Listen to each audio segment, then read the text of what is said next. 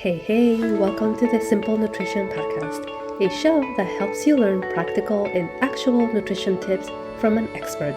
I am your host, Leonila Campos, a registered dietitian with over 8 years of experience in the nutrition field. Hey, welcome back to another episode in the Simple Nutrition Insights Podcast. I am your host, Leonila Campos, and let's talk about hunger and satiety. I believe I mentioned it in the past, but I really wanted to provide some case studies, some examples of what that really looks like, because I've had some, patients ask about, like, how do I know or how do I track that, right? Now, this is a very subjective concept, right? Because my hunger is going to be different from your hunger and your friend's hunger and sister's hunger, whatever. And so it's really important to be in tune with yourself, right? And really pay attention to how does my body feel when I start to get hungry, right? That could be, okay, I start to think about food, or I can hear my stomach growl, or I start to salivate, or I don't really know until I get to the point where I'm shaky and I have a headache or I'm hangry, right? Now, there's something called the hunger and satiety scale. I've talked about these in the past. I've done a podcast, and I also provide the hunger and satiety scale. Now, this scale is actually really useful because it can show you, it can guide you, right? It can guide you in terms of your hunger and satiety. Now, let me step back a bit. When we start to get hungry, right, there's not only the thought of hunger, there's so many chemicals involved, right? So many hormones. And so, as our blood sugars start to drop a little bit, right, maybe we ate, the digestion process happened, and now, our blood sugars are dropping slightly, and that, sends signals like, hey, maybe we need to start sending signals to get hungry, right? So we have two hormones, leptin and ghrelin, which they are opposites, right? Leptin is usually the hormone that says, okay, we're satiated, we don't need to eat anymore. Ghrelin is the opposite, right? Okay, we're hungry, we need to eat. And so I'll make sure to add, description of those so that way you know them, you have them. And so as we eat, right, these hormones change, and that sends signals to your brain, and your brain sends signals to your stomach, like, hey, you're eating, you ate enough, you feel satiated, let's stop eating now, right? Of course, there's many factors that affect that. But the first thing is to really being aware, right, of like, how does my body feel as soon as I start eating, right? As I continue to eat, maybe in the middle of my meal, and as I finish my meal. How does my body feel through that transition? If we don't know that, it's a good way to start there. Start just by being aware of your body, being aware of how your body feels. Oftentimes, we just go through the motions, right? And we're so busy, and let me just have this meal because that's all I can have right now. I'll worry about it later. And sometimes we even forget that we eat, right? We sit down, we're like on our computer, we're distracted, or watching TV, and we just forget.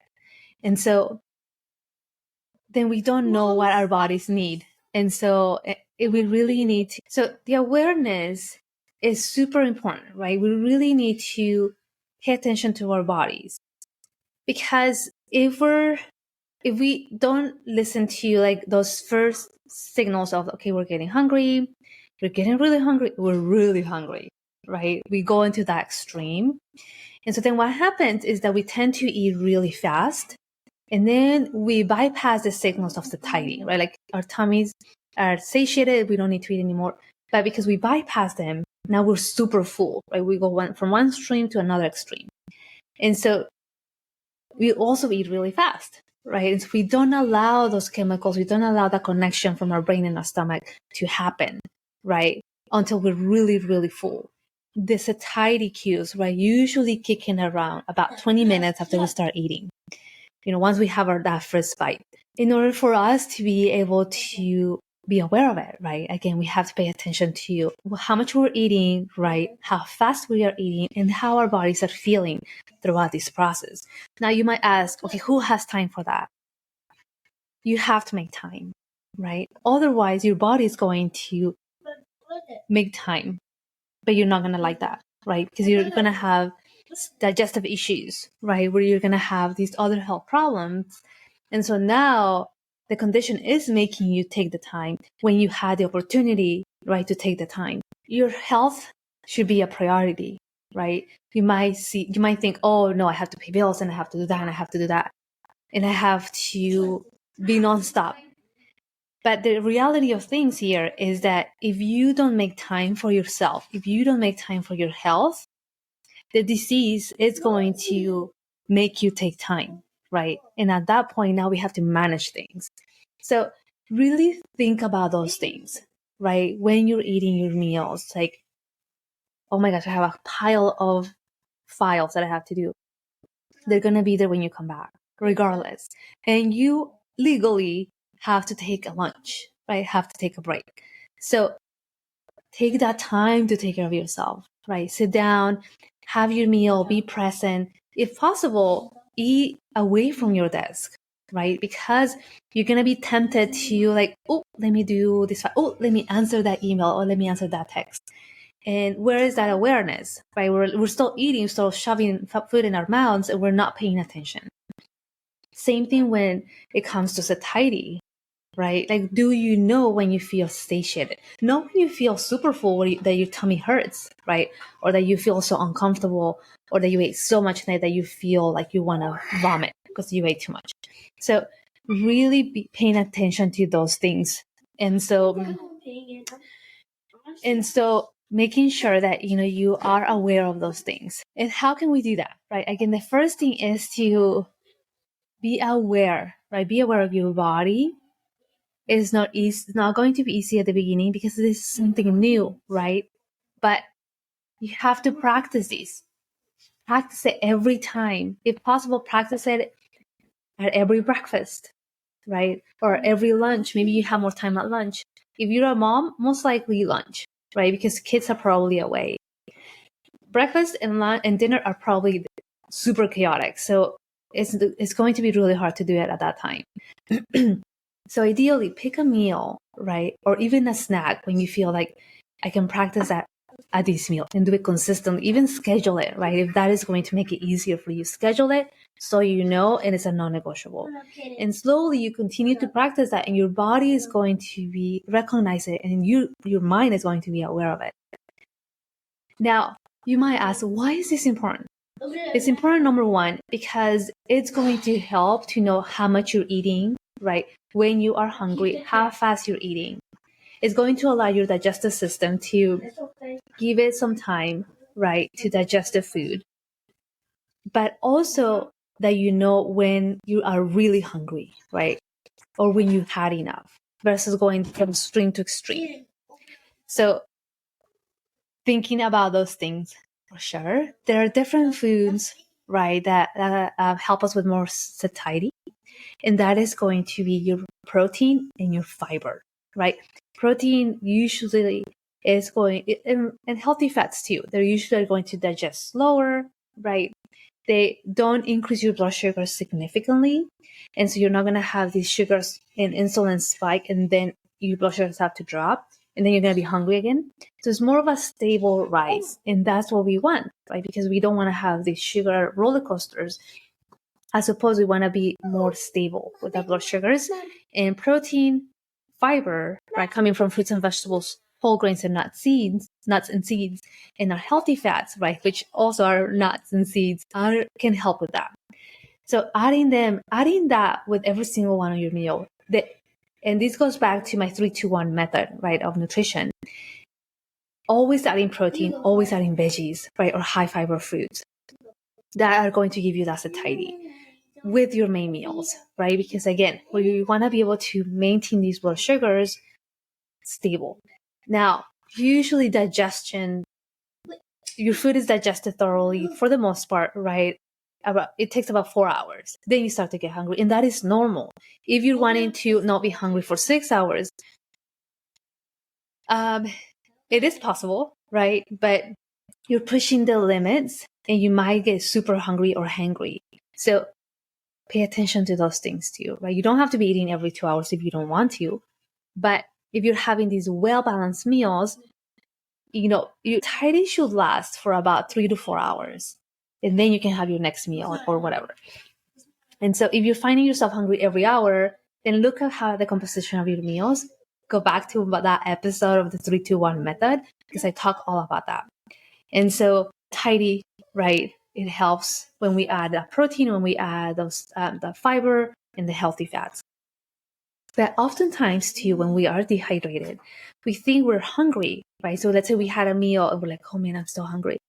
You have to, again, be aware of the things that you do, right? Okay, am I hungry because maybe I didn't eat enough? Maybe I skipped a meal, or because I'm thirsty, right? Let me have some water. Let me rehydrate, have water throughout the day, and see how things go. But our appetite and our hunger is not going to be the same every single day, right? It varies, and that's totally normal. If you're maybe more active the day before, you might be a little hungrier today, or maybe you did legs, right? Big muscle group, then you're probably going to be hungrier. And if you listen to your body, right, then you're aware and you can adjust your meals to fuel yourself properly, as opposed to like grazing throughout the day, right? Because thinking, oh my gosh, I can't control my hunger. But again, it's maybe because you were extra active, right? And you need to fuel up yourself better or adjust your meals for that change. Oftentimes if we're sick, we might not be hungry, right? Our bodies are focusing only on getting you healthier and better, right? So sometimes we don't feel hungry, but the days leading after being sick, right, we start to get hungry because your body used few resources to heal you up. Usually, if as a woman, right, our hunger also is going to vary as our cycle, our menstrual cycle. It varies on those phases, right? And so as we're getting closer to having a cycle, right, or having our period, we get hungrier, right? That is all normal. But if you're not tracking, right, your cycle, how do you know that? You could be thinking, oh my gosh, like I just feel like out of control. But maybe it's around that time of the month, right? And it's normal that you're going to feel that way because of these hormonal changes. So focus again on making sure that you have really these balanced meals, you're staying hydrated, and that is going to help. I think, I don't know, I can't remember if we talked about cravings, but that's a topic for another day. Awareness, right, can bring a huge factor, right, to making decisions and making a plan. Other factors that affect our hunger is skipping meals, right? Oftentimes I hear, my patients or my clients say, oh, I'm not hungry first thing in the morning. And I start to get hungry at 12, right? But then I'm super hungry throughout the evening, throughout the day. Why do you think that is? Because even though you're not hungry, right? Or you think that you're not hungry, or maybe because you're so used to not eating breakfast, but your body still needs the fuel, right? And so you're going to end up eating, probably sometimes even eating more throughout the evening and throughout the night because you skipped that one meal. So pay attention to that, right? Even if you start to get hungry around 10, right? You wake up, I don't know, at 8, and you start to get hungry around 10. And you keep pushing that time, oh, I'll wait for lunch. You're going to be super hungry and then continue to be hungry. So have a balanced snack, right? I'm not telling you have breakfast if you're like, I'm not a breakfast person. Fine.